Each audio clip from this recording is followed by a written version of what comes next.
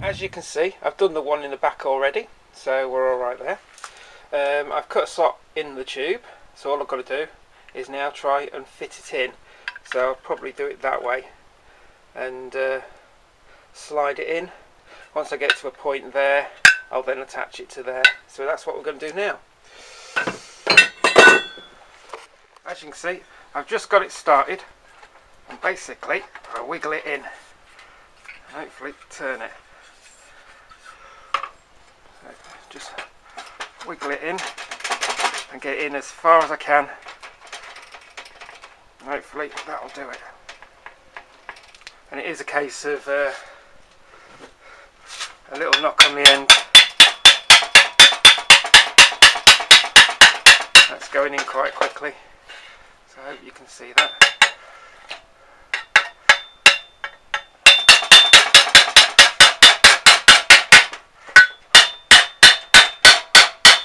That's going in quite quickly actually. And you can see it's pinching up. As it pinches up, it gets more solid.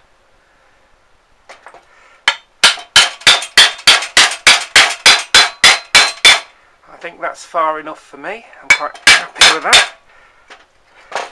And you see it's pinched up, and that should be, if I've got it right, about there in the tube. So that's good enough because I've got this here. That's good enough for there. So all I need to do now is pop the rest of it in the other bit. This is going to be fun. Where are you? There we go. I'm just going to press the end. It slides in easier. And then it's done. Right, here we go. So that's in. As you can see, I've put the slot at the bottom because all the strain's going to be at the top, so the bottom's not going to matter so much. So hopefully we can pop that in. Go on. I may have to pinch up that end ever so slightly. That should go. I'm going to pinch up the end ever so slightly, and hopefully that'll do it. Pinched up the end. So hopefully, yeah, I've pinched up the end as you can see with the slot. So that'll make it a lot easier to get in. That's better.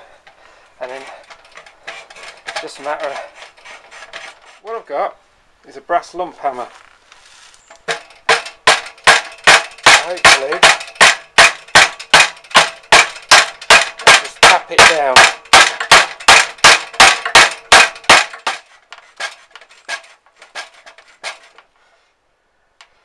Down.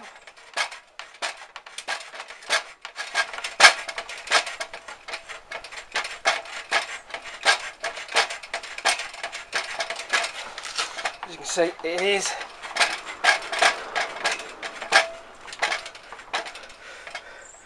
pretty much, it's just a matter of marrying up, getting it in the right place. I reckon.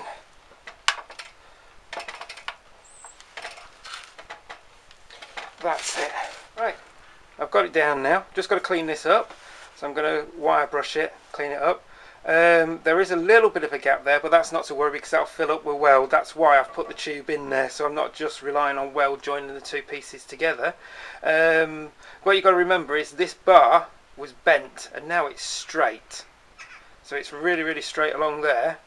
So the gap is doesn't need to be worried about. As I said, it's going to be filled up with weld. So now it's all straight, it'll fit on the bike better.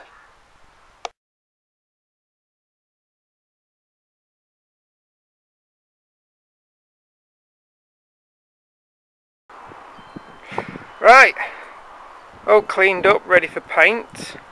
As you can see there, it's the same on the other side. I've got everything in position. This is where I originally welded, and rather than dress back the weld to make it look neat, I've decided to dress back as much as possible and then fiberglass around it. The fiberglass will act as a little bit of extra strength, so basically you've got the bar in there, you've got the original bar as well, you've got the weld, and you've got this fiberglass there, which it's all extra strength, and then you've got this down here. Now this tab here was originally there, and it's a little bit proud, so I've cleaned it up, I've made it as smooth as possible, but effectively that went from there up to here and connected to the bike. Well, as I've now put this down to there, it's you can see why there's a weak point there, and especially when somebody hits you and rams into your trailer, it's going to break. So what I've done is I've gone further forward, so I've gone past there by a good couple of inches, and strengthened it. Plus you've got the bar in there which comes to about here as well. So effectively this should be really, really strong.